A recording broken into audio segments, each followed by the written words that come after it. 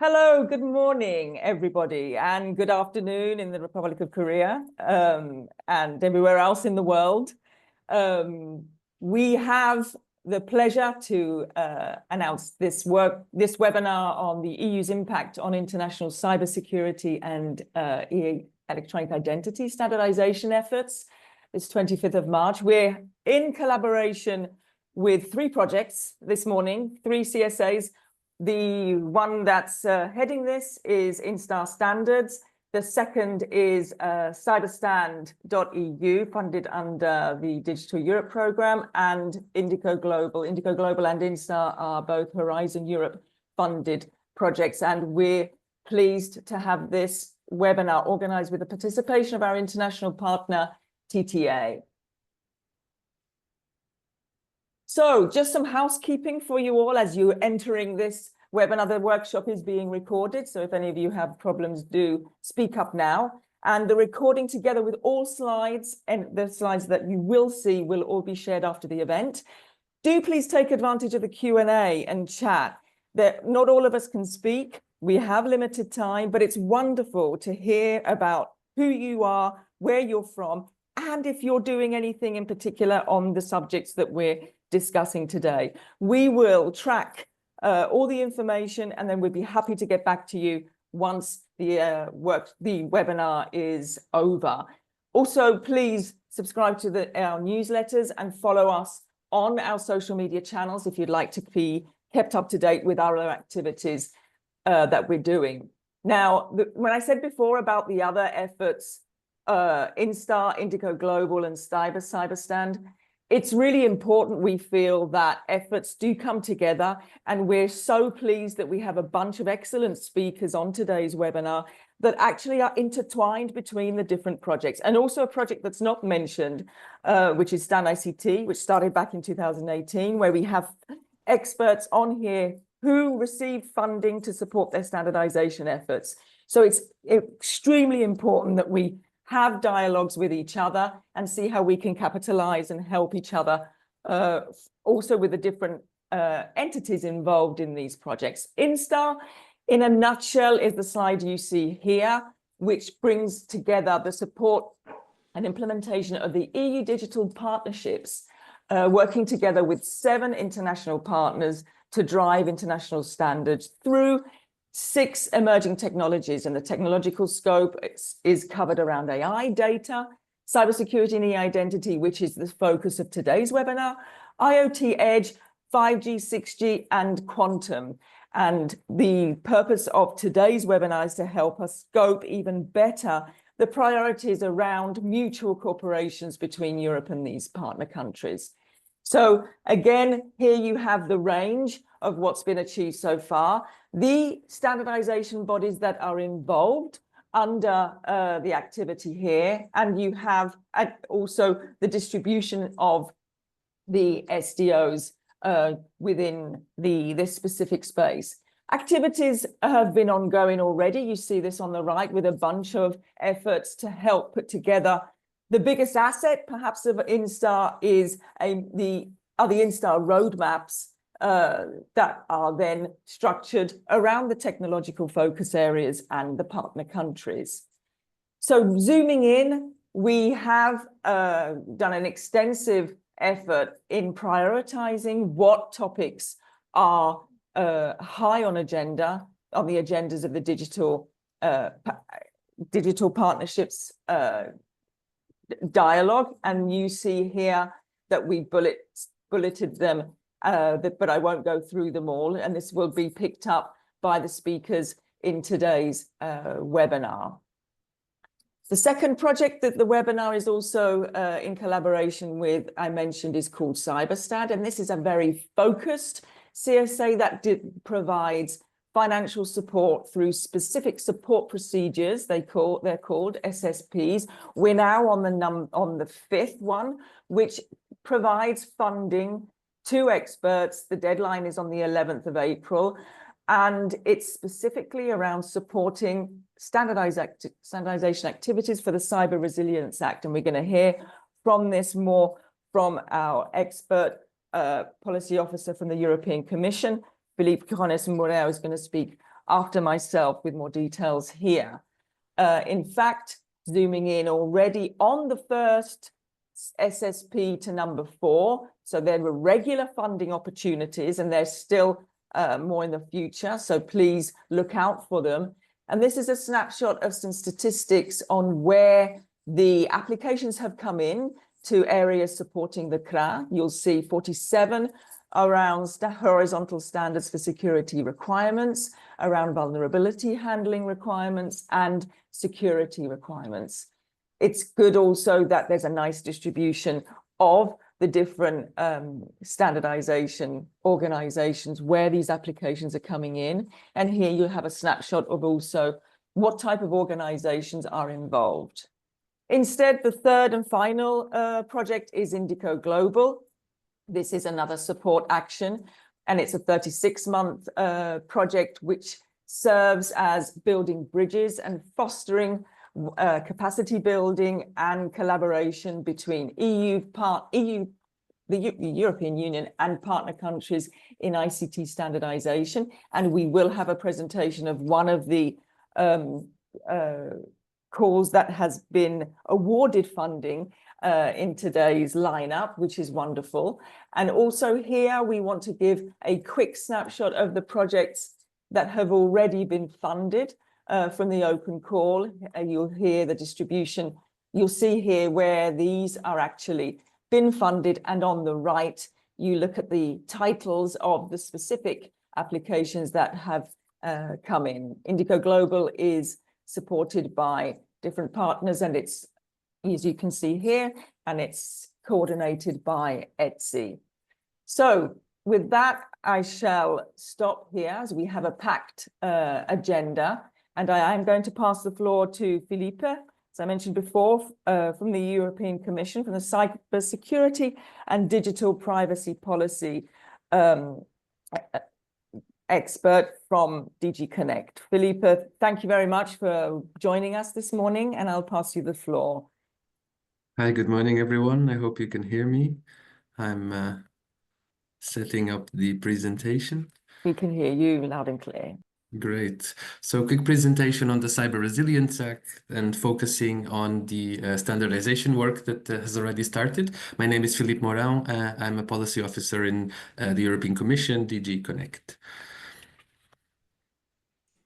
So the Cyber Resilience Act in a nutshell is the first EU product legislation to, with a broad scope of the ICT supply chain, to ask manufacturers to basically cover the vulnerabilities on their products. So basically it's the first time, well, maybe not exactly the first time, I think next presentation Octavian Popescu will also talk about the Radio Equipment Directive, but this is the first time that for the broad ICT supply chain, product security becomes a mandatory requirement in the EU.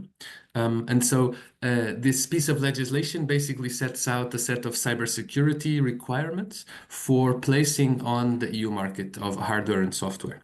These obligations fall primarily on manufacturers, but also distributors and importers. But it's important to note that this is a model of shared responsibility. So manufacturers have to declare an intended purpose.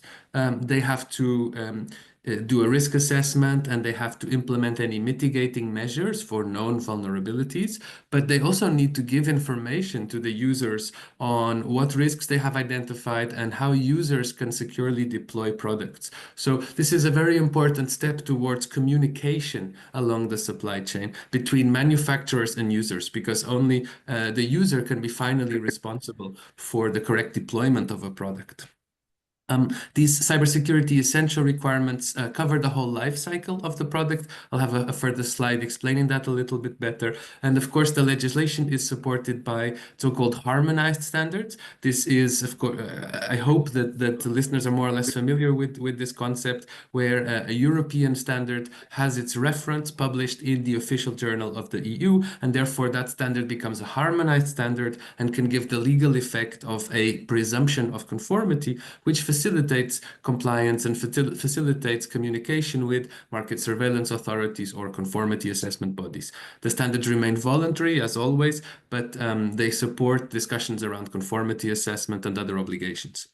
In general, the CRA is based on risk, so a risk-based approach. That means there's different conformity assessment classes that are differentiated by product category. But even within one product category, a product can be used in very different contexts and may have a different risk assessment. So a router, for instance, that goes to a consumer household is not the same thing if a router is being used in a critical infrastructure environment.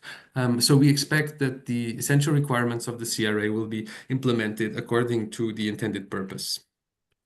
In terms of the general scope of the CRA, as I mentioned, it's quite broad. So it covers in general hardware products, software products, and also the smart part of products. Here we call it the remote data processing solutions. So this can even include things that are basically in cloud services. When products use cloud services, that can also be within the concept of the product with digital elements, and therefore the manufacturer has to take responsibility, has to do a due diligence, and has to ensure that all of the elements meet the requirements for the product security under the CRA. There's also some important exclusions from scope. So in particular, non-commercial open source products are excluded from scope. There's also an exclusion for purely web-based offerings. And there's also sectoral exclusions based on existing legislation that covers automotive sector, medical devices, aeronautic equipment, and marine equipment in particular. And then as a quick visualization of this legislation, so the life cycle of a manufacturer, this is going to be relevant for the standards, of course, is that the manufacturer starts with a risk assessment, identifies the essential requirements and carries out the conformity assessment. So this is the design and development stage where standards can be so helpful. But then there's also standards during the maintenance phase, especially for the vulnerability handling. So throughout the product lifetime, meaning when the product is expected to be in use, the manufacturer will have obligations for carrying out vulnerability handling, identifying vulnerabilities, and developing security updates and disseminating them free of charge. So this vulnerability handling, we're also going to ask for standards for these processes. And then there's also obligations to report actively exploited vulnerabilities and any severe cybersecurity incidents that have an impact on the product. After the lifetime of the product, so even when the product is no longer being followed by the manufacturer, these reporting obligations actually continue. So this is reporting between the manufacturer and a national CSIRT, cybersecurity agency of a member state. This slide represents a little bit the conformity assessment categories. And as I tried to explain, so different products can fall in different categories. That might mean, for instance, an important class 2 product will always need to go to a third-party assessment, whereas an important class 1, if it relies on a harmonized standard, can still self-assess. So this is the big distinction in terms of self-assessment by manufacturers or third-party assessment with notified bodies. But in particular, as I explained, one product category can actually go to different environments and therefore have different risk profiles. So it's going to be very important that the standards are also risk-based in this sense, that they represent different use cases or different risk profiles. And then just a quick note on how the Cyber Resilience Act is already being implemented. So the CRA was entered into force in December 2024. The work on harmonized standards is already started. I'll have a few more words on that. But I also wanted to give you the picture of how this work on the standards actually will fit into a bigger picture of the implementation of this legislation. So there's other implementing or delegated acts. So that includes coming out with technical descriptions of the important and critical categories of products, which is again going to be useful to support the standardization work. There's also going to be an implementing act on the terms and conditions for the cybersecurity agencies to withhold notifications. This might be the case, for instance, when there's a known vulnerability, but a patch has not been developed yet. The patch will be developed within a few days. maybe the risk is that it's better to wait a few days so that we have the patch, so that when the vulnerability is shared, it can be shared already with the information about the patch. So again, this can have an impact on how the standards are developed for vulnerability handling. So really, there's a lot of interplay here between a lot of the aspects in terms of the ecosystem or the landscape of product security all along the supply chain, and how the standards are going to fit into that, or even how the standards are going to support that. And I think this is actually one of the most interesting aspects of the standardization work under the CRA, is really how this is going to help to build up the ecosystem. Maybe I skip a couple of slides here on CRA implementation and start focusing on the standards work. So the standardization request for these harmonized standards has actually been adopted by the Commission since February, was notified to the European standardization organizations, and it has now been accepted. It was accepted last week, I think. So that's obviously good news, but in fact the standardization work was already underway. So we had already been discussing the draft standardization request with the experts for several months, especially under the GTC 13 Working Group 9, which is sort of the horizontal working group, where a lot of discussions have already been taking place, and there's already early drafts circulating. So any people who are interested in this standardization work, please do join. Now is the right time.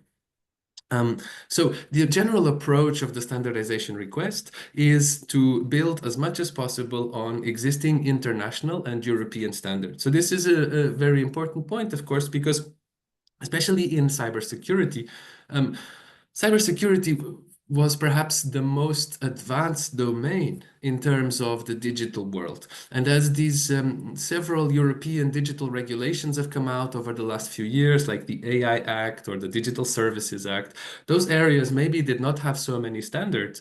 But for cybersecurity and product security, there are a lot of frameworks, existing frameworks out there, including international standards, also European standards. And so it's really kind of quite a different approach on how we think about standardization work for the Cyber Resilience Act.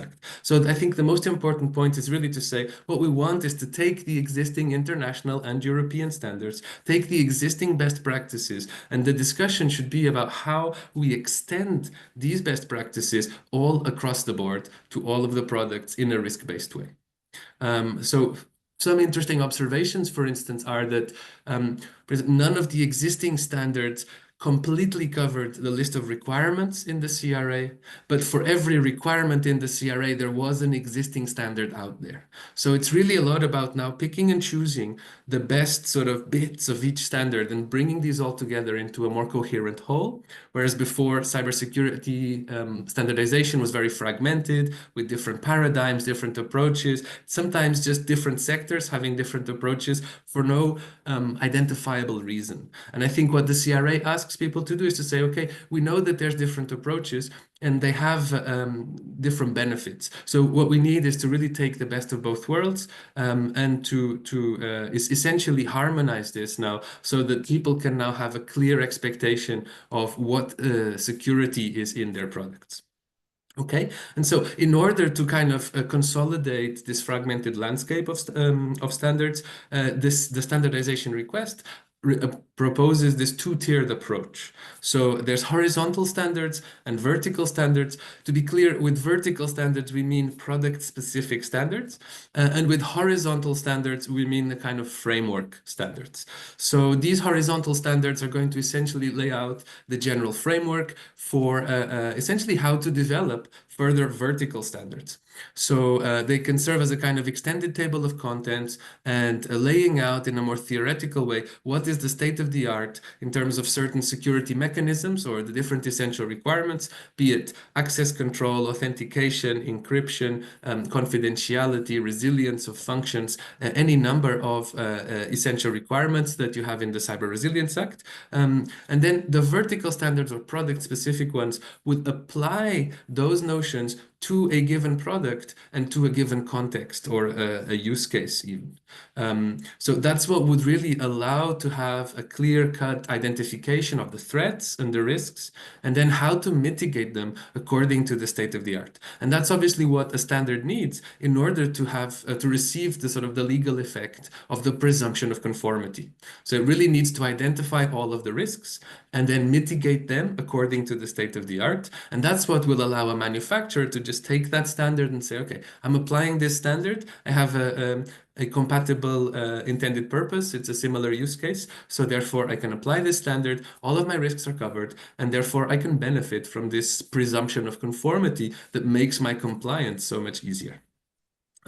So now, because we have this approach of horizontal and vertical standards, what that really means is we couldn't develop standards for all products at once. So we've started with 25 product categories, which are we've prioritized the important and critical products of the Cyber Resilience Act. So these are the products listed in Annex 3 and 4. These are the important and critical classes I mentioned before of the conformity assessment.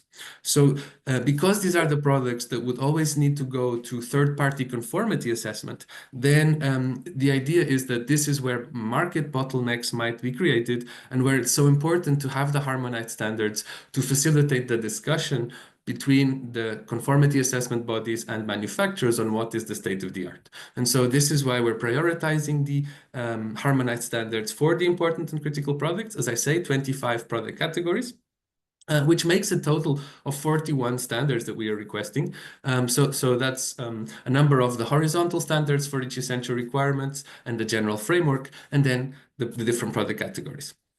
But I think what I want to highlight is that really this is just the first building blocks of a new product security ecosystem of standards. So similar to what has happened under machine safety, where you also have a kind of layered approach with Type A, Type B, and Type C standards, where the Type C standards are the product-specific standards that give presumption of conformity.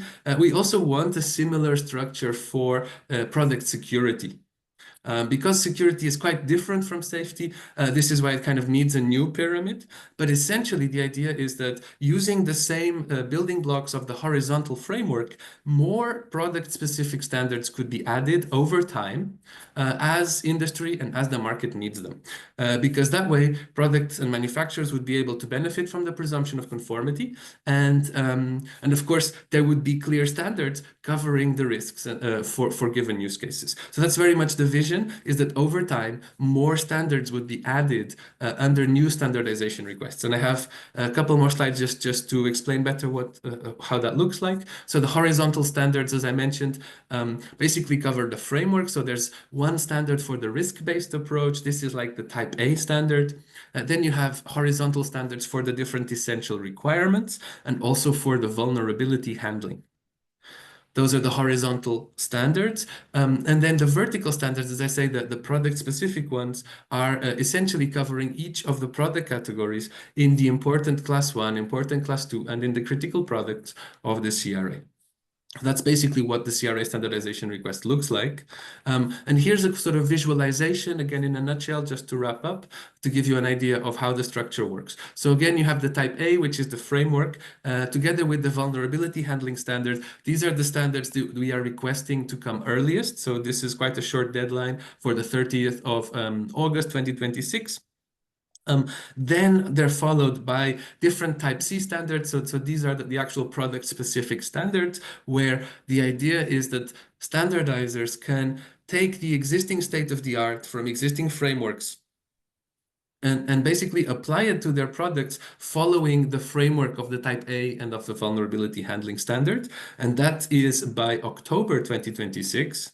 And then sort of as a start for the more long-term convergence, as a kind of second wave of this conversation, the different horizontal standards from the Type B product agnostic technical measures should be ready by October 2027. So they have one extra year.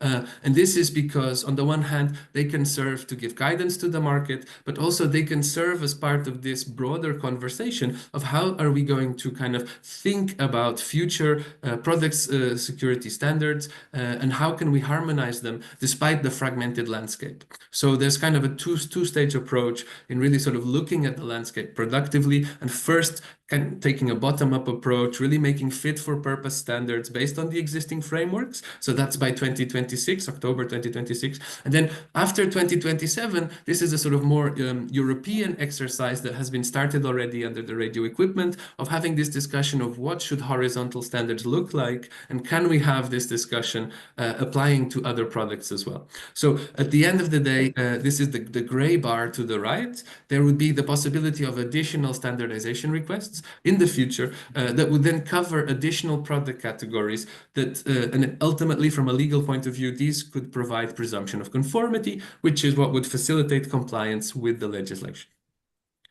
Thank you, Felipe. Yes, that covers my presentation. So thanks very much and have a good workshop. That's wonderful, Felipe. I don't know if you're able to stay with us for a few moments after. That was extremely valuable, and also in line with the other projects. You know, we have 2 more open calls with Indico Global, so some of the things you've said on there could be crucial to then be picked up within the deadlines you've indicated. So we've got Indico Global, we have CYBERSTAND. So, you know, have a look, participants, on this call at the presentation that Felipe has shown, and see if we can mold accurate proposals to come in to help cater for what's needed out there.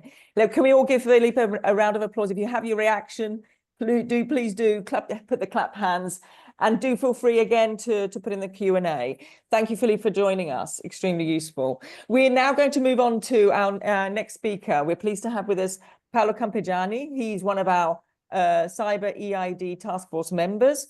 Paolo, thank you very much for joining us. He's very renowned in this space. He focuses on standards around digital product passport, and he's the head of innovation at Namiria, the largest European qualified trust service provider. I do know you've also been a past NICT fellow, which is great. So your continuity is admirable. Paolo, I'm going to pass the floor to you now. Can you hear us? Over to you. Absolutely, and thank you, Silvana, for this warm introduction. Okay, thank you. Okay, in my speech, I want to present to all the audience the Brussels effect that I think is quite relevant to understand how Europe is capable to influencing the global discourse on standardization. And then I talk a bit specifically on how this effect has been very effective, sorry for the pun, when it comes to digital identity, which is clearly one of the things that INSTAR is covering. So the Brussels effect, this concept has been epitomized in a book written by a Finnish scholar, which is a professor in Columbia. I absolutely invite everyone to take a look at this book. Now I make just a very short description of what it is.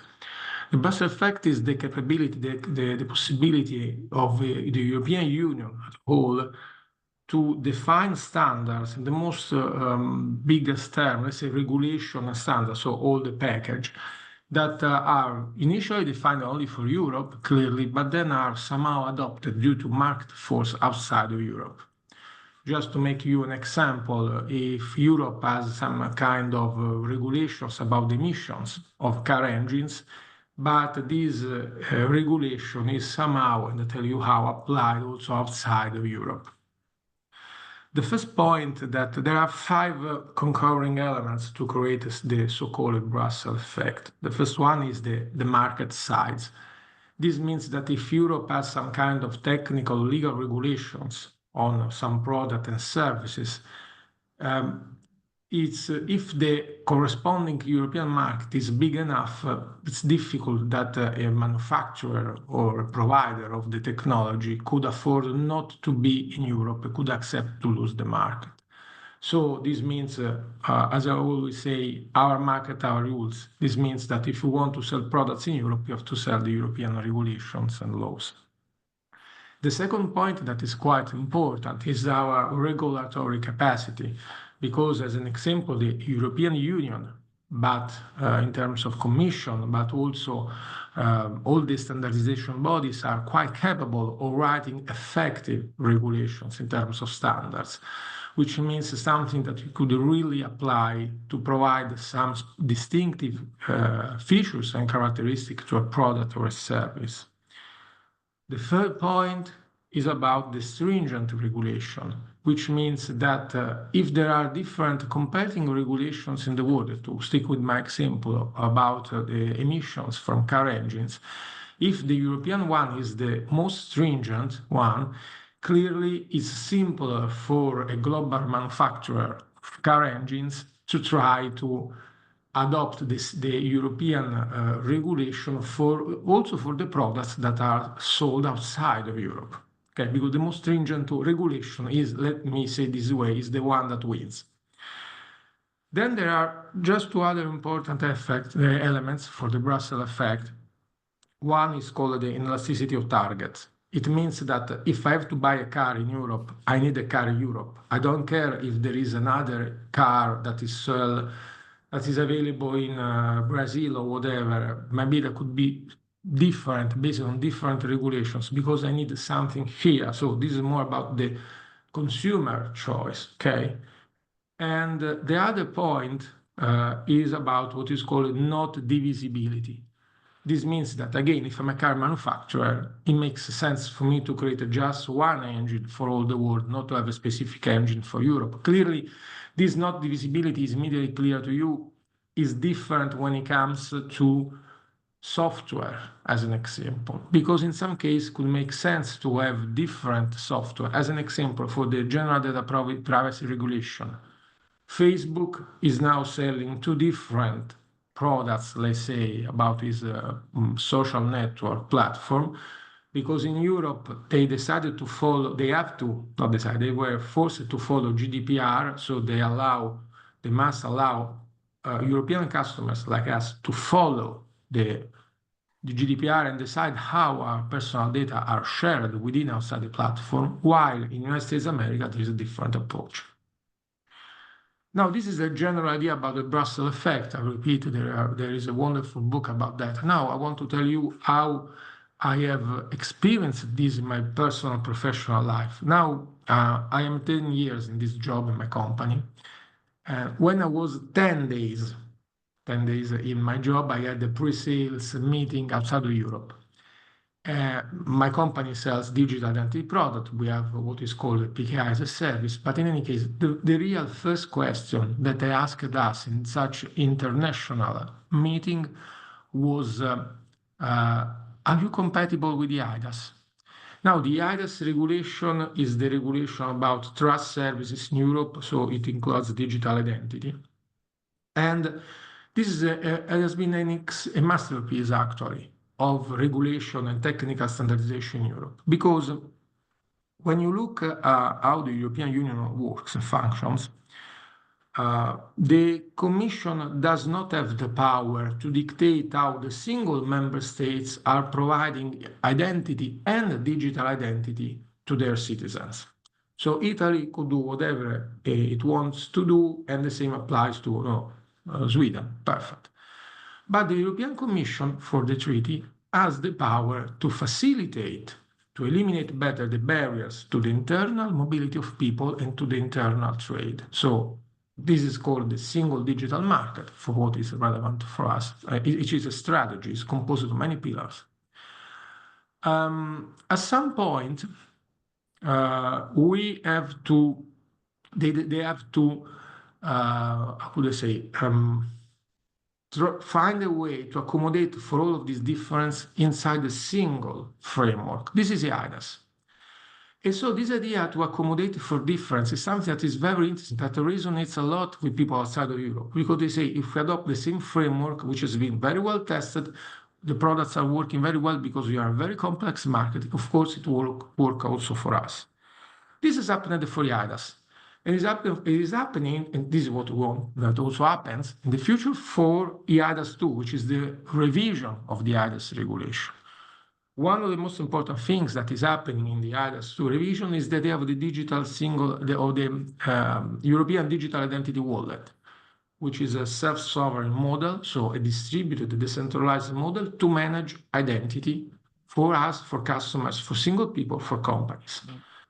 And this is the approach. I'm going to close just saying this to give the word to Kyong, which works also with me in the TC307 committee. And in such committee, we have started specific work on that. a work that is about how to federate, how to make interoperable these digital identity wallets that have been developed inside or outside of Europe, okay? And so we want to apply some leverage on the Brussels effect on our capability to develop continent-wide, literally region-wide digital identity systems to create something that is aligned with the priorities not only of Europe, of course, but for the G7, G20, and the World Economic Forum. So this is just an introduction to Brussels effect. I told you how it has been effective for digital identity, and how we want to do this as a priority for the INSTAR project, specifically for interoperability wallets. Thank you, everyone. Lovely, Paolo. Thank you so much. Thank you for keeping that nice context in place. And Octavian, if you don't mind, you were next in the agenda, but in fact, let's all have a hands up for Paolo, please. Thank you. I'd be inclined to go now to Kyung Hee Ho. We're absolutely delighted to have Kyung with us. And Octavian, I'll have you in after because this relates nicely to what Paolo's just saying now. Kyung is the CEO of TCA Services, and she serves as an industry academia collaboration professor at Dankook University with nearly 30 years experience as a professor in information security. We're absolutely delighted that she joined us this afternoon from her busy schedule, and she is going to provide us with some insights around the work she does on ISO TC 307 and her work within the TCA services specifically. Kyung, over to you. Thank you once again. Thank you, Silvana. Good morning to you in Europe. Yep. I'd like to thank Silvana and Trust IT for inviting me to this engaging workshop. For around 5 or 10 minutes, I'd like to overview the global ID standardization situation, including Korea, and share my ideas on collaboration issues between the EU and Korea. So, firstly, there are many international standardization organizations. We usually call them SDO, standard development organizations. Identity, W3C standards are very basic. So there are some community groups and working groups develops very good data model and DID specification standards. And here ISO IEC JTC1, we have SC27, especially working with 5 privacy identity management. They are trying to start the new PWI on digital wallet. The title of the PWI is Exploration of Digital Wallets Storing Digital Credentials. So it aims to gather documents, information, characteristics, and properties concerning digital wallet across different ecosystems. So they are focused on a kind of interoperability. So they want to make analysis gaps within SC27 and other digital wallets. And the financial transactions through electronic signature algorithm is out of scope. So they started a new one, not a standard, but pre-study for digital wallet standard. And in ISO, we, Paolo and me working with TC 307 JWG4. And in ITUT, SG17 focuses on telecommunication security, and we have Q10 for identity management, Q11 for PKI and formal language. They developed the decentralized PKI. And Q14, DLT security, and the rupture of this group, we developed some decentralized identity management based on DLT. So we, SG17 developed some IDM roadmap, ID management roadmap. So here's the URL, and here's the site. We have a security standard roadmap, ITUT and other SDOs, and the chapter 6 focuses on identity management. So here are some organizations, specifically, generally ITUT study group, SG17. So we have very many recommendations, and this list is not perfect. We need to update them. But recently, we started two very important standardization, three. I'd like to introduce XSRD-DIM, security requirements for decentralized identity management systems using DLT. And the new one is ITUT X.VCTP, a trust propagation framework of a decentralized identity system based on verifiable credentials. So this is the new one, focuses on the trust propagation. And one more is TRDW LASP, which is digital wallet landscape and security framework. This is the TR, but we want to make a recommendation, which means international standard in ITUT, based on the result of this report. And the other groups develops their own identity management according to their work areas, but yeah, you can see later.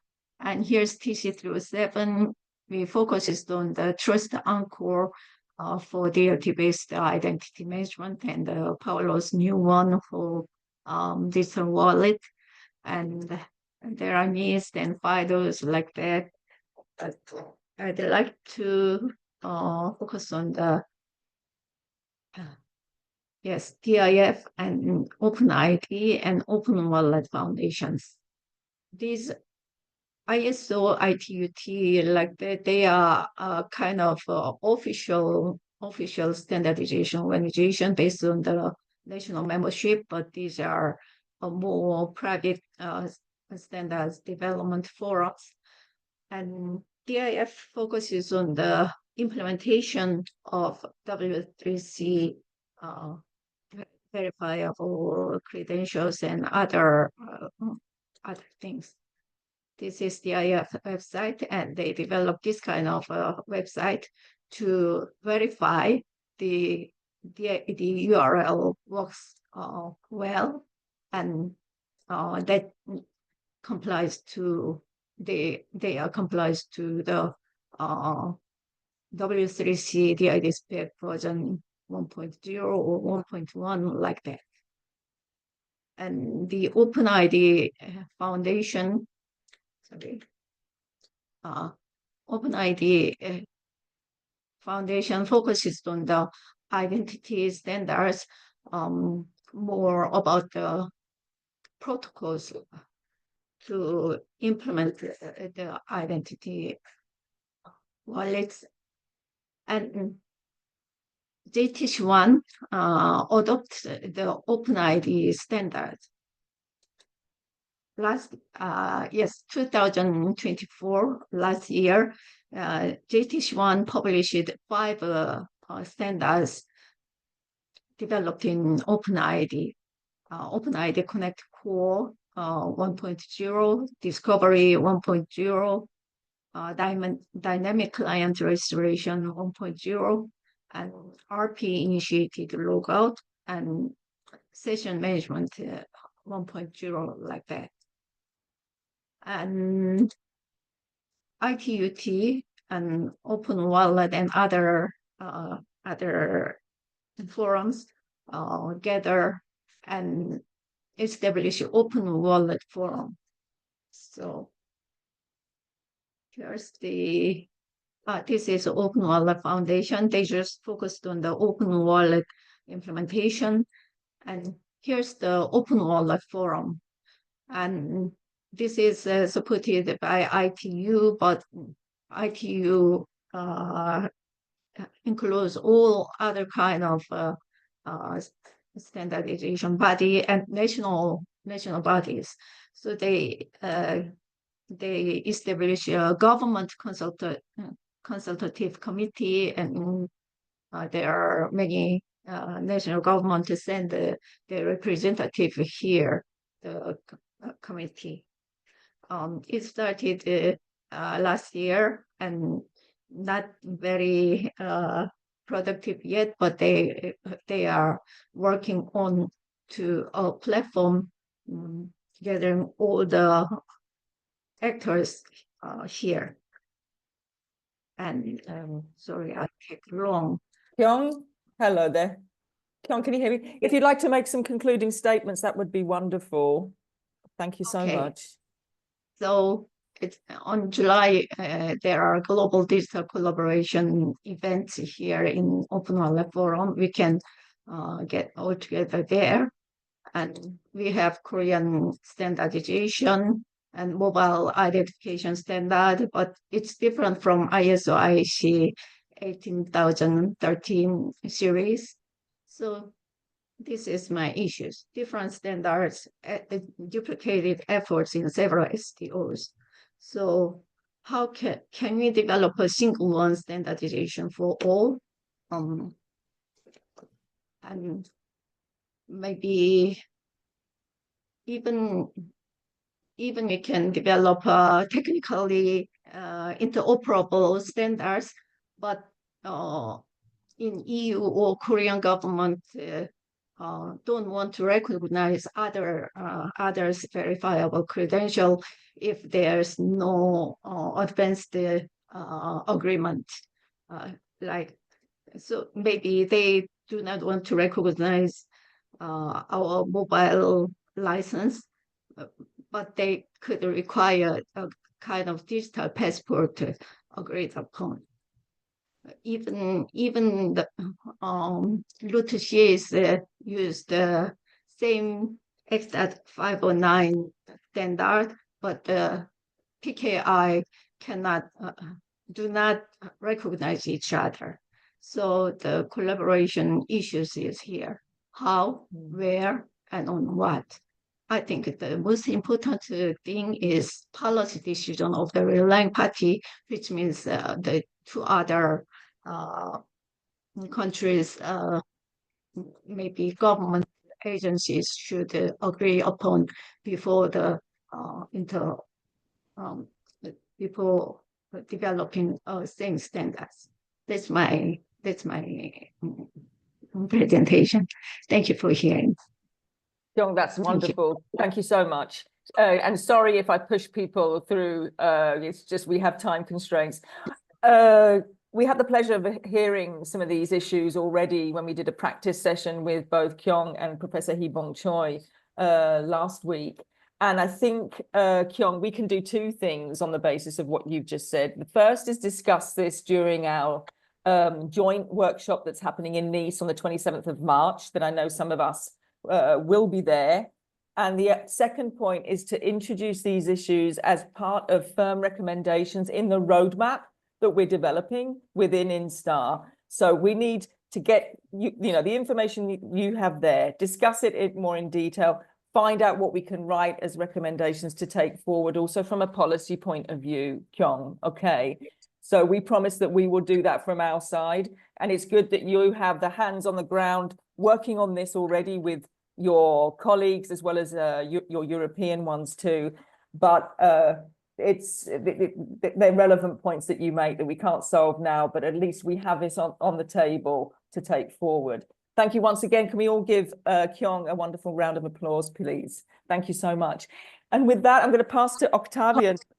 Octavian, thank you for your patience. Popescu, we believe you're going to dive into red standards. You have more than 30 years of experience, so you know what you're talking about on electronics and telecommunications engineering. And I know you also support the European Commission on your expertise as well. So over to you, Octavian. Thank you so much for joining us today. Thank you very much for allowing me to present a couple of words on the Radio Equipment Directive.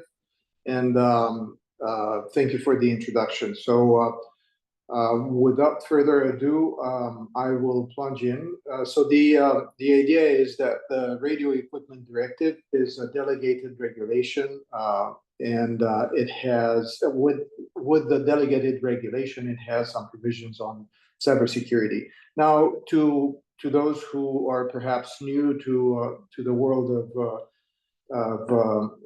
the legislative in the EU, I would like to clarify that the Radio Equipment Directive is a legal act which covers all the radio equipment that is placed on the EU single market, and this means that the radio equipment must comply with the essential requirements that are laid out in the Radio Equipment Directive. And this was the RED is relatively, let's say, relatively old in terms of legal act. It was issued and adopted by the Commission and the Parliament and the Council in 2014. The idea being that the Radio Equipment Directive is part of the NLF framework, so the new legislative framework, which means that it is a product type of directive that puts the essential requirements for the products for complying with these essential requirements.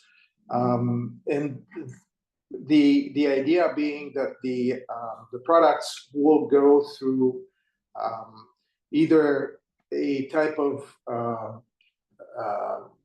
compliance assessment, which is done in-house, as long as there are harmonized European norms which are cited in the official journal in the European Union, or there is an alternative route for demonstrating compliance and applying the CE mark via the notified bodies. So in 2022, the Commission adopted the RED delegated regulation on cybersecurity. Through this delegated regulation, the Article 3.3 having the essential requirements in D, E, F are activated, and they will be enforced starting in August of this year. So this is something that is indeed, as it was mentioned before, is a new stage in the evolution of the legal acts imposing a form of compliance to cybersecurity aspects. So the aim of the European Commission is an overall improvement of the network cybersecurity and the related features, protecting personal data and privacy of the user, among others. Obviously, cybersecurity in itself and financial transactions from fraud. So in this spirit, the manufacturers of wireless devices will now have to include the technical features that are meant to improve the level of cybersecurity of such devices before placing them on the European market. This is the spirit in which this delegated regulation was adopted. So, as I mentioned, there are several ways to demonstrate compliance, and the most used ways, and these are the ways that will probably get to be used for these essential requirements, are the notified body route and the compliance with the harmonized standards, conferring therefore a presumption of conformity with the essential requirements in the directive. It's worth mentioning that the Cyber Resilience Act is supposed to repeal or modify the RED in such a way that the two legislations will not be competing for the compliance area. So the idea is that the transition from RED Article 3.3 essential requirements to the CRA will be done relatively rapidly, and the vast majority of the equipment will fall in the basic CRA compliance category. So moving on to the next slide, it's worth mentioning the current status for the harmonized standards, because these are the ways, as I mentioned, this is one of the ways to demonstrate compliance. So there is a presumption of conformity, and the idea being that the standards have been published by Sensenelec, and they were cited with restrictions in the OJEU. So the history is that there was the delegated regulation of 2022 imposing essential requirements, and this was formulating in general terms, the objectives to be achieved for ensuring the adequate level of cybersecurity, personal data protection and privacy, and also the security of the cybersecurity of the financial transactions. So the next step was the implementing decision that was the standardization request mandating the two European standardization organizations, the CEN and the Senelec, to develop harmonized standards in support of the legislation. And then the harmonized standards were published as EN 18031 series. So there is 1, 2, and 3, each of them corresponding to one of the essential requirements. So D, E, F of the Article 3.3 of the RED. So these standards were developed in Sensenelec JTC 13 WG8 group. So they were developed with the participation of the European stakeholders, including industry, and were assessed by the Commission against the essential requirements of the EU legal framework.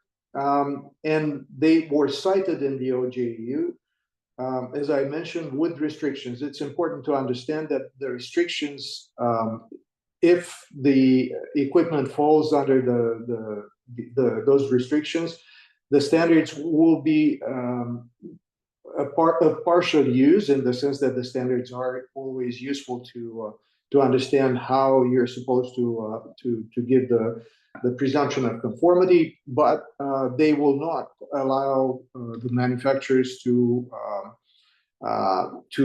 claim the self-declaration, and they will not allow the conformity type of situation that would otherwise be the part of the standardization process following the standards. So the restrictions not conferring a presumption of conformity are given in the annex of the decision, of the implementing decision of this year, 2025, decision 138. And they refer, among other things, they refer to the rationale and guidance not being applicable. This was fairly obvious, but that was one part of the references. The situations that users should not be able to be allowed to not set a password. The opportunities for not ensuring the parental or guardian access control, also restrictions related to the financial part. So the standard that relates to 3.3F is also with restrictions. So this, Octavian, would you like to also come to some concluding statements? yeah. Lovely. It's the last slide is just some ideas about the fact that these standards will be useful in supporting the development of the CRA, and these standards are actually, so as we are in the process of developing the standards for the CRA in JTC 13WG9, also in TC Cyber, and so in ETSI. These standards can be examined. So the existing red standards that I mentioned before can be examined for their structures and how they're putting together the cybersecurity conformity process.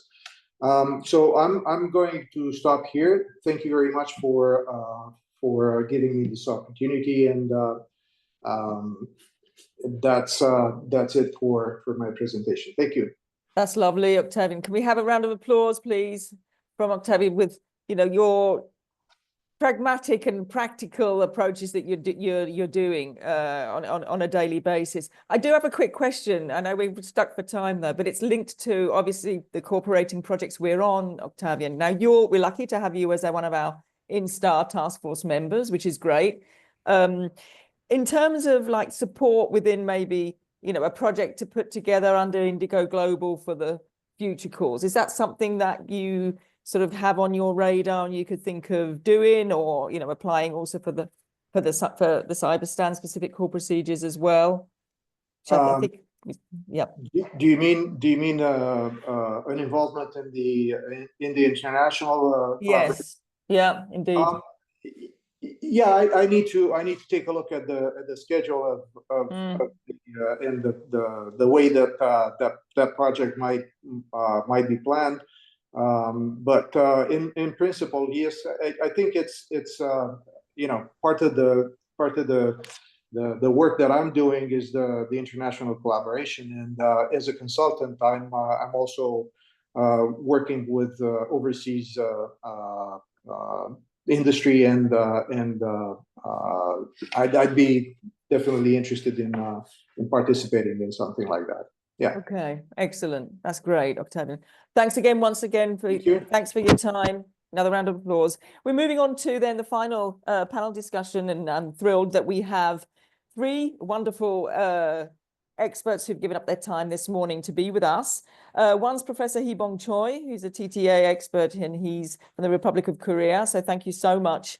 He's a professor at Kookmin University, and we are going to have a presentation. So in fact, whilst I introduce the others, Hee-Bong, do you want to? No, can we have Hee-Bong's presentation up, please?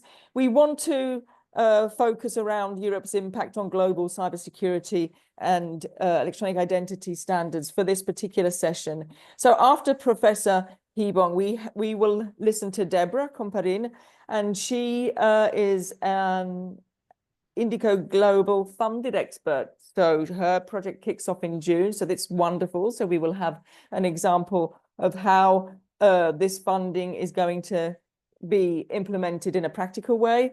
And then she's from Thales Digital Identity and Security. And then we will listen to Sebastian Elfors, who's also an INSTAR Cyber EID task force member and a contributor and is part of ID Now. But without further ado, let's have Hee-Bong come in. He has many slides, but he's going to be extremely good at skipping and going through the most salient ones here. Over to you, Professor Hee-Bong. Thank you. Thank you very much, giving a good opportunity for presentation. I am Hee-Bong Choi from Korea. I will speak international cybersecurity standards in which Korea is involved. Please, next slide.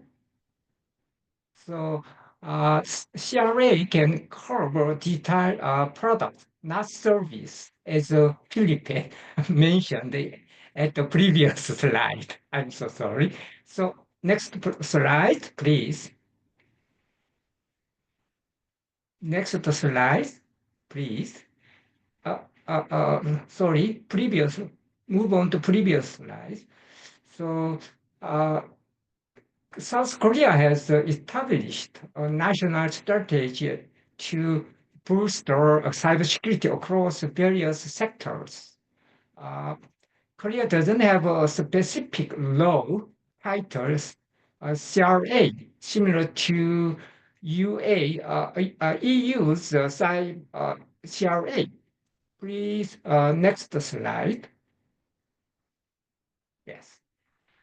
Korea's act can be aligned with the EU CRA through international standardization effort, as we know.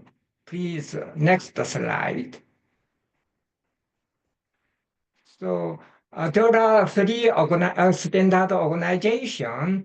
Korea government provide a significant support for these three international standard organization, because the international cybersecurity standards have influenced Korean solution and product or regulatory framework. Please, next slide.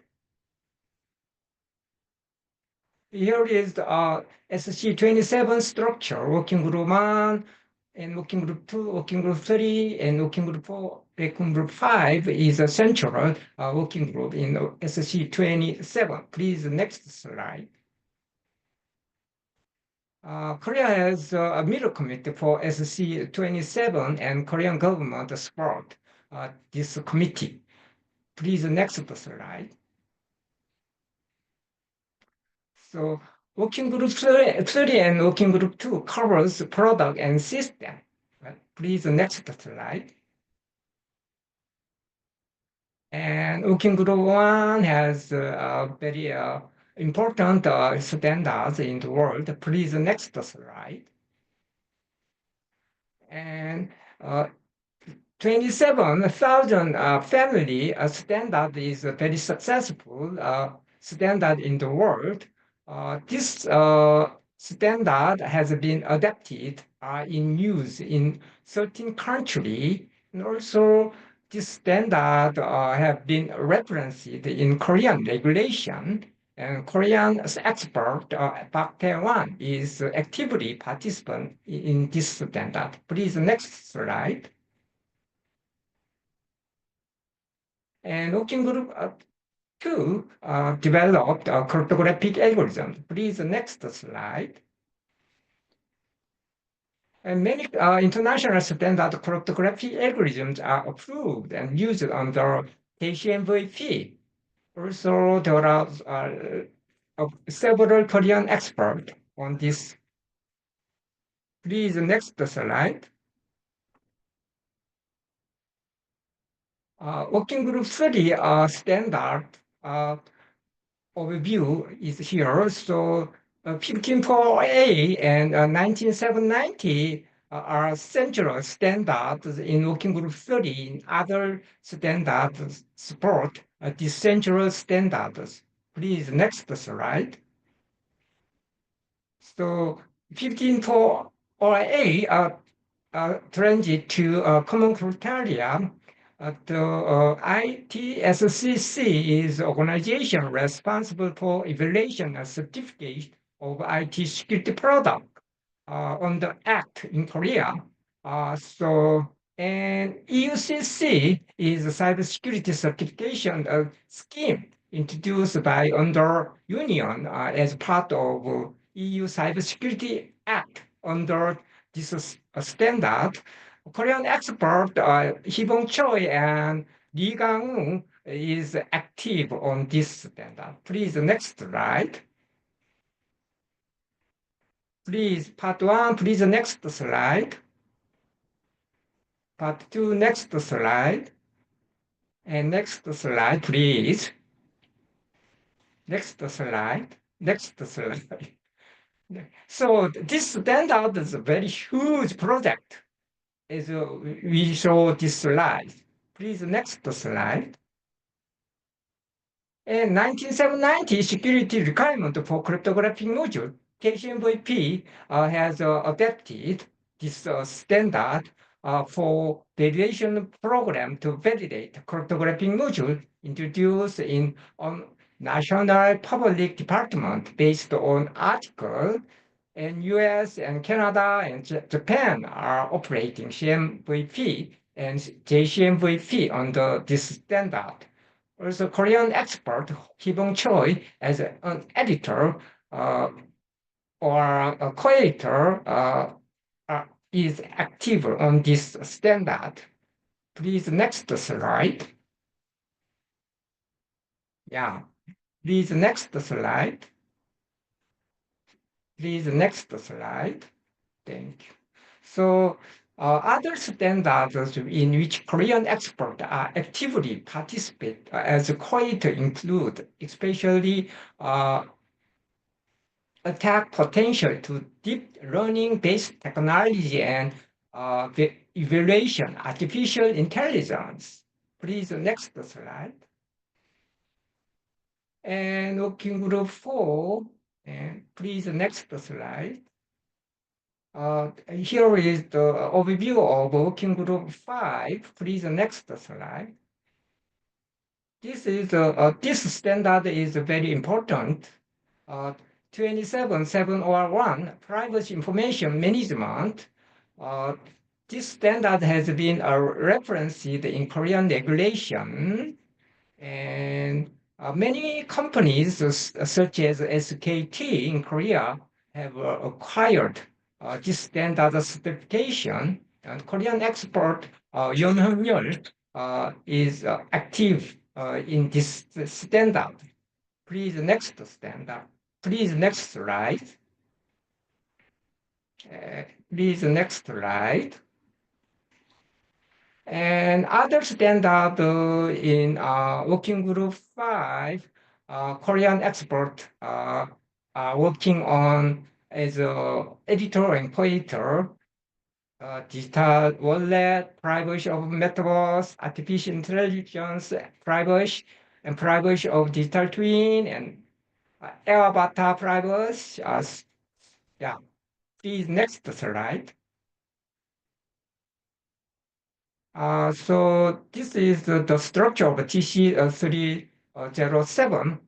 Please, next slide. Please, next slide. Yeah, also, yeah. So also a Korean expert is involved in large of product. Please, next slide. Here is ITOT SC 17 structure security. So there are 11 questions like working group. Please, next slide. So also Korea has a middle committee for SC 17. Please, next slide. So there are so many projects Korean expert involved like that. Please, next slide. Yeah, so what are the main challenges in aligning cybersecurity regulatory effort between Korea and the EU? That's a good question. So there are differences in legal and regulatory framework. Korea's cybersecurity regulation are driven by national priorities.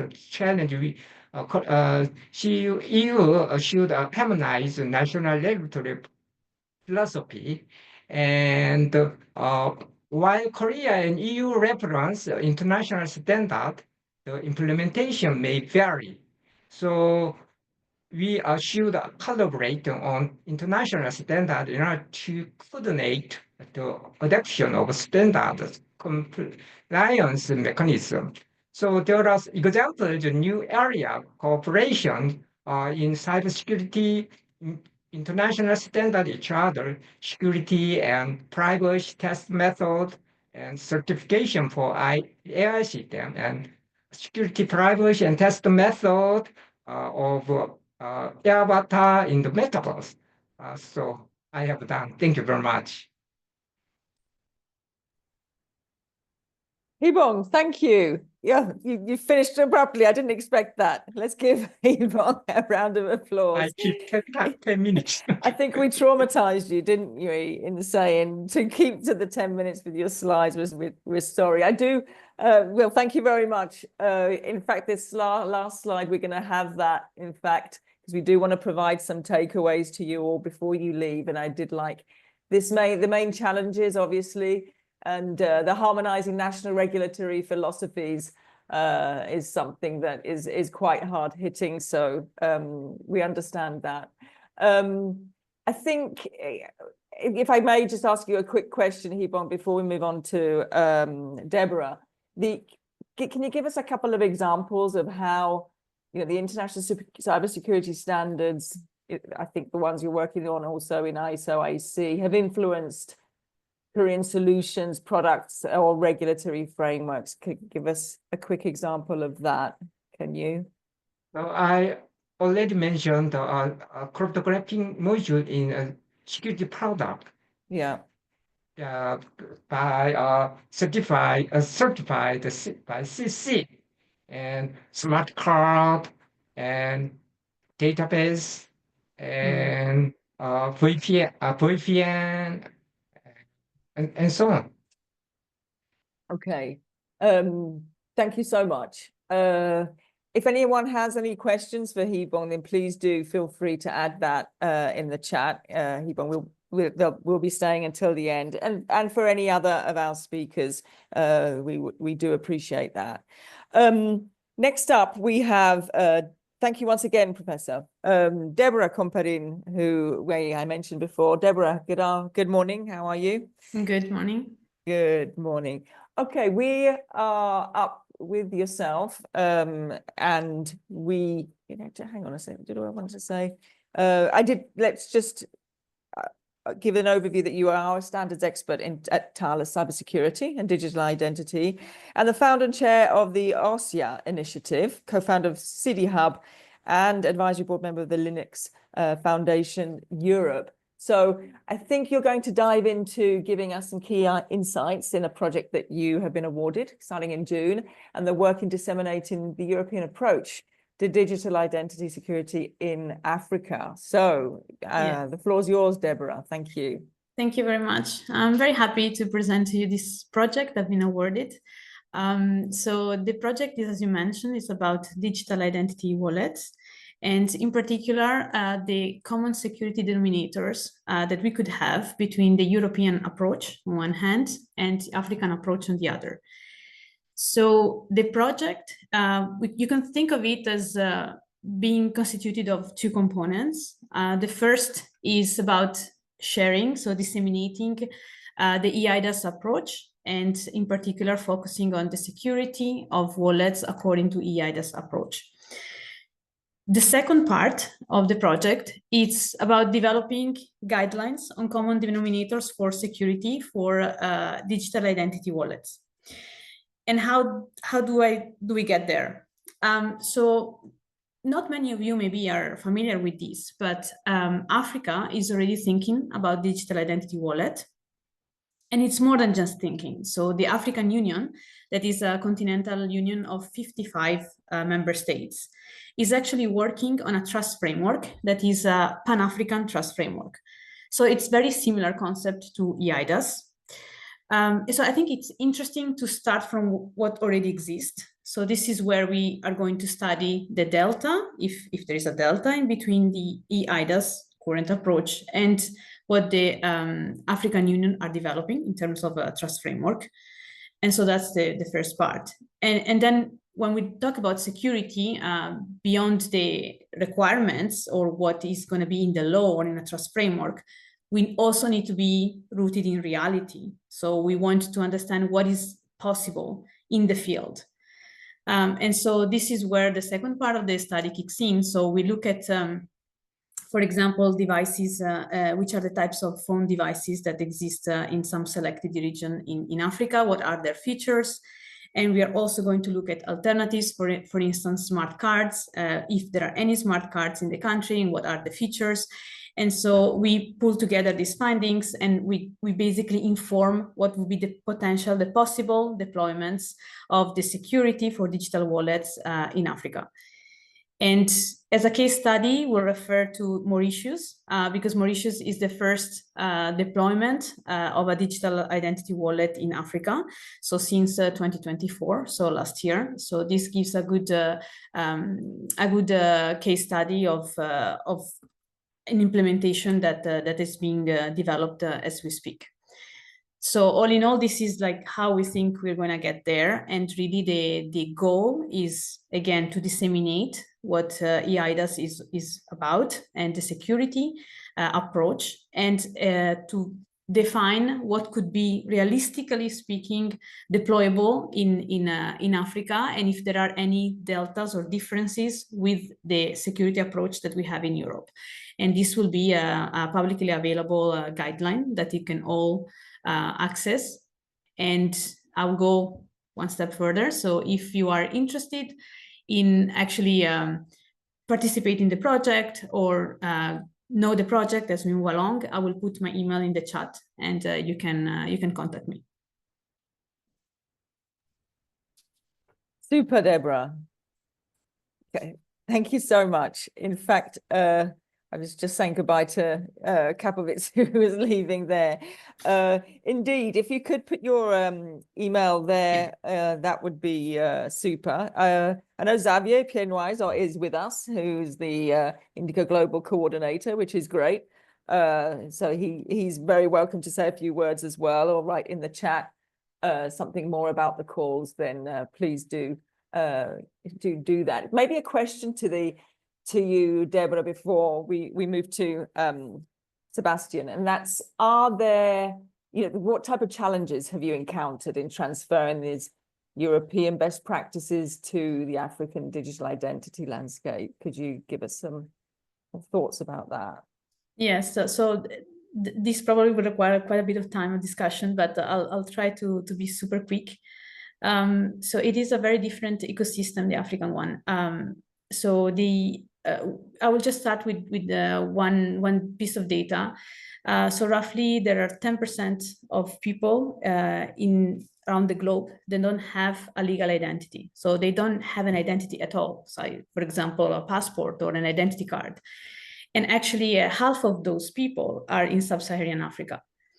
And this is what drew a lot of attention to the identity problem in Africa, where the European Commission, but also the United Nations via Development Program and the World Bank, they are financing programs to establish identity. But this is the first challenge, because we have to think of identity in a different way. So in the case of, for Europeans, we all have our document, physical document for now, identity card or passport or driving license, and we are thinking about digitalizing it. Whereas when we talk about Africa, we have to think that we have to start from scratch in a way, because we need to enroll people. So we need to make sure that they have an identity in the first place coming from the government, and that this identity is also in a digital format. So the life cycle of the project, the challenges we encounter are very different, but also I think they will leapfrog very quickly. So probably they will not pass through the phase of physical document and then digitalization, but in the new program, they will just leapfrog to a digital version of the identity, which makes the continent quite interesting. And I think that's the key, if I can summarize, the key challenge, and there are many others. But I would say that this is an important one. And probably I should also mention that we need to consider local infrastructure. So we need to adapt. We can't just think that we copycat whatever existed in another region and then it will work. But we need to really work with what we have in the region and understand how to adapt, which is also part of the essence of the Indico project. Excellent. Thank you, Deborah. Thank you so much. Let's have a round of applause, please, for Deborah. And I'm going to move now, thank you for joining us, to Sebastian Elfels. Good morning, Sebastian. How are you doing? Now, good morning. We do have some slides that we'll be presenting. So whilst Luigi knocks that up on the screen, Sebastian, I'll give a quick intro. Sebastian is a senior architect and trust services CSO at ID Now. You're also a member of CEN TC224 at CSI, the Cloud Signature Consortium, and you're also an external expert to ENISA, and you contributed to several standards of digital identities. The cross-fertilization between projects is also clear from your CV, because you have received funds for the specific support procedure under CYBERSTAND, and you're also a task force member for INSTAR. So we thank you for your active contributions, just like our other speakers in today's webinar. So that's wonderful. And I'm going to pass you the floor to give an overview on Europe's impact on global cyber and EID standards. Thanks, Sebastian. Thank you very much, Silvana. So let's jump on to the next slide, please. So first, here's the agenda, and there are three main topics for today, and that's the first one is the EU-US TTC digital identity mapping exercise that took place 2023. Yeah, and I think we can move on to the next slide already. So this was a cooperation between US NIST and the EU Commission DG Connect, and the scope was to make a comparison of the US NIST Special Report 863 with the EIDAS EID schemes.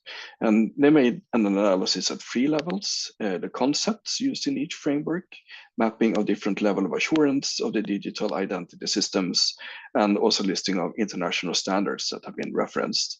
And the result of this is the digital identity mapping exercise table. You can take the next slide, please. So here are a couple of extracts from the TTC tables. And as you can see, the green marked are the ones where there is more or less perfect mapping. For example, authoritative source, authentication factor, the definitions are more or less identical. As regards to authentication identity, there is a slight difference. For example, in the American report, they have a special report for authentication, part B, whereas identity and identity proofing is part A, just to give an example. I think we can take the next slide. So the conclusions are that the EU EID schemes are legally defined by the EIDAS and the EIDAS 2 regulation, whereas the US digital identity framework is mainly based on policies. It's not put in law in the same way as in EU. And the reports and special reports in America are NIST SP 800-63. Having said that, there are of course a lot of similarities between the level of assurance in the EU and the US. As mentioned on the previous slide, in the US it's called AAL, in Europe it's EID schemes. However, one remark that we did when reviewing this report is that it doesn't cover EIDAS 2, which would be of a great interest because the EUDR wallet has the potential to have a lot bigger impact for cross-border interoperability. In particular, there are two international standards that can play a role here globally. It's a mobile driving license, ISO 18013-5. It's a global standard. It's deployed in several American states already, and it will be rolled out in the EU with a EUDR wallet.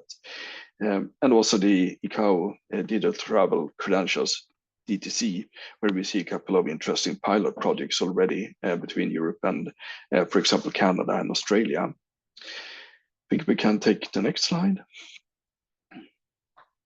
So a few words about interoperability with third countries as regards to EIDAS trusted lists. And now we're going to focus more on qualified signatures. You can take the next one.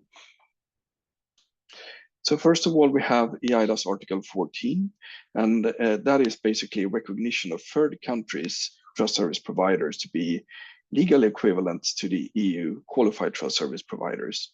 And there has to be mutual recognition agreements between the EU and the third country according to the EU Article 218. And there are compliance assessments on the third country in many ways, like the legal framework, supervisor framework, standards, and trusted lists. We can take the next slide. So the main pillars here, just to give an overview, and this is a slide I got from a very interesting presentation made by the EU Commission on this subject, that there is a comparison between the trusted lists, the legal context, of course, then the supervision and auditing model. In Europe, we have the QTSP supervision, and the third country should have a similar setup. And then, of course, is the legal provisions, best practices, and last but not least, the trust representation when it comes to standards and best practices. You can take the next slide, please. And last but not least, a few words about EU cooperation with Ukraine, because they have come by far the longest when it comes to interoperability with the EU. You can take the next slide. So what happened when it comes to the EIDAS node is that EU has EIDAS nodes being set up, and that is for EID schemes. And there is now a prototype running with the Ukraine, meaning that Ukrainian electronic identities can be mapped into the EIDAS nodes in the EU. This is still a prototype, so there is no legal recognition as of yet. However, when it comes to the trusted lists, EU has a list of trusted lists where each member state have their own trusted lists with the QTSPs that are approved. And there's also a DSS library with tools in order to implement qualified signature creation devices and so forth. And there is a recognition between the EU and Ukraine, meaning that Ukraine have been integrated with the EU trusted list. We can take the next slide.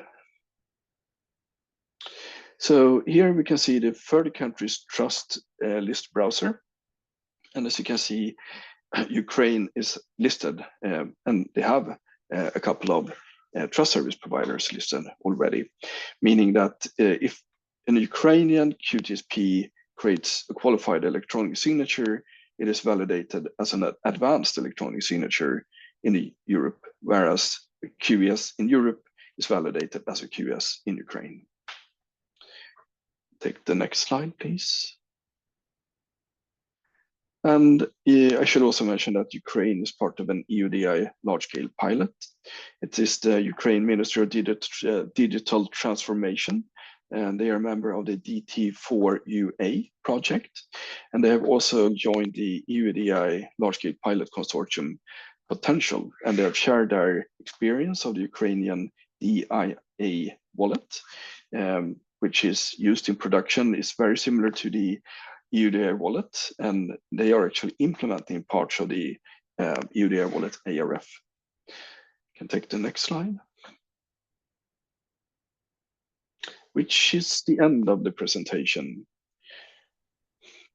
Thank you, Sebastian. Round of applause, please, for Sebastian there. That was super interesting. So you said you talked about the EIDAS 2 framework, and given your involvement with the USTTC work, how does the EIDAS 2.0 framework influence digital identity standardization efforts in the US? First and foremost, that report was conducted for EIDAS 1. And as I mentioned, there are a lot of similarities when it comes to the mapping on level of assurance in the EU with AL in the US. But what I think is missing, if you will, or should be updated, is the EUDI wallet in EIDAS 2, because that's where the mobile driving license and the ICAO DTC will come into effect in a great way. Okay, Thank you very much. We did have Tom, one of our participants, in the chat. I don't know if he wants to say anything. I'm just going to read out perhaps what he says, and if he wants to intervene, please do. The ICAO 9303 MTDR should be interoperable cross-country. Some countries such as Greece, Italy, Portugal base their EID card on this scheme as well. There wasn't a question, perhaps just a comment. Don't know, Sebastian, if you want to say anything about that. Tom, do you want to say anything more on that? I can just echo what Tom said. It makes perfect sense. And also the German EID card is based on the ICAO 19303. And when it comes to interoperability projects for digital passports, there is one project from Finland to Croatia and from Finland to United Kingdom, and also another one from the Netherlands to Canada, if I remember correctly, being carried out by DTC. And Finland has the first DTC prototype running at the moment. Okay. So there is some great progress on the ICAO front. And talking about lessons learned, Sebastian, what standardization lessons can Europe take from the US perspective when it comes to large-scale adoption and market-driven innovation in digital identity solutions? Yeah, that's a great question. And what comes to mind is, of course, the ISO mobile driving license, which has been largely adopted in many US states like Arizona, Georgia, Louisiana, and Utah. And NIST has also performed a lot of interesting interoperability projects with onboarding and interoperability. It was with a new standard coming out, 18.13-7. And they also work more closely to Apple and Google and these type of wallets, which reaches a mass market already now, which I think is quite interesting. Very good. Thank you. We've come over the time. We will, I'm going to ask, actually, Luigi, would you be able to share some main takeaways that we've put together in real time? Whilst we do that, can we have a round of applause, please, for all our speakers for joining us this morning? And we've kept to a great number, even over the time. As we said at the beginning, we will present, we will upload all the slides that you see, and together with also these takeaways.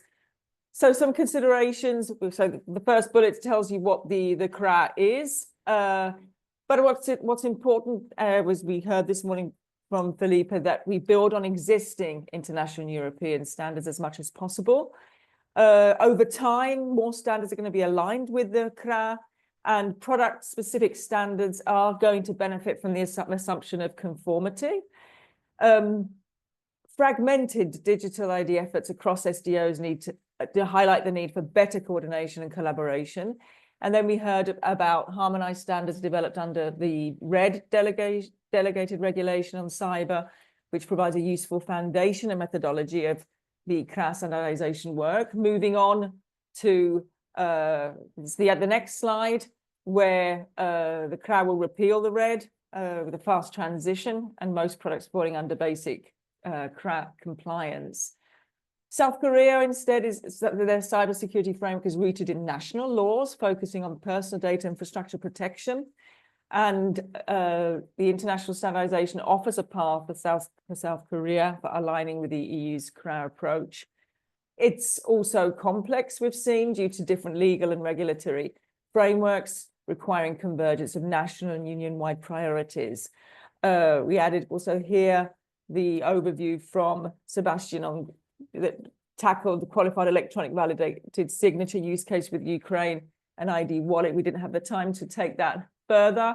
From Paolo Campagiani, we listened to the Brussels effect. We go to the next size, driven by market size, regulatory capacity, stringency, elasticity of target, and indivisibility. We then zoomed in and listened to Deborah, who gave us an overview of the Pan-African Trust Framework, which is similar to EDAS on her project. That's going to be kickstarting in June. And some societal considerations in the Africa example is the process starts from scratch. Citizens need to ensure they have a government issued ID, which must then be digitized. And finally, a few tech considerations in the final slide. The regulates digital identity trust services through regulations, frameworks such as EIDAS, while the US follows a policy-based approach. The EU's approach to international trust service compatibility is built on legal alignment. And then the EUDI wallet has greater potential for cross-border interoperability. So with that, and just over time, thank you so much, all of you, for your time, your patience listening to us, and your wonderful presentations. We will pick these up further on this week, as we mentioned, in a face-to-face workshop in Nice around these topics and to align on priorities. I wish you all a wonderful lunch and the rest of a beautiful day. Take care, everyone. Thank you so much again. Have a wonderful day. Oh, wait, we have a question. Can Korea get a chance to get fund for the work mapping Korea ID and developing digital passport as similar as Sebastian's? That's Kyung. Right, we're going to pick that question, Kyung, and take that offline unless someone wants to respond to that immediately.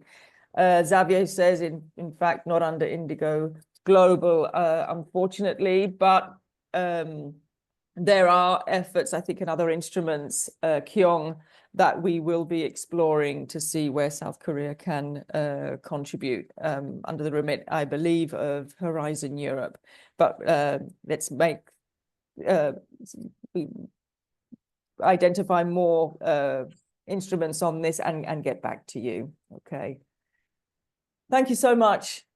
A great afternoon and morning. Thank you so much. Thank you. Thank you. Bye-bye. Yeah, bye-bye. Bye-bye, everyone. Thank you very much. Bye. Bye. Thank you, Professor. Thank you, Deborah. Thank you to our speakers, Sebastian, Octavian, Philippe. Thank you.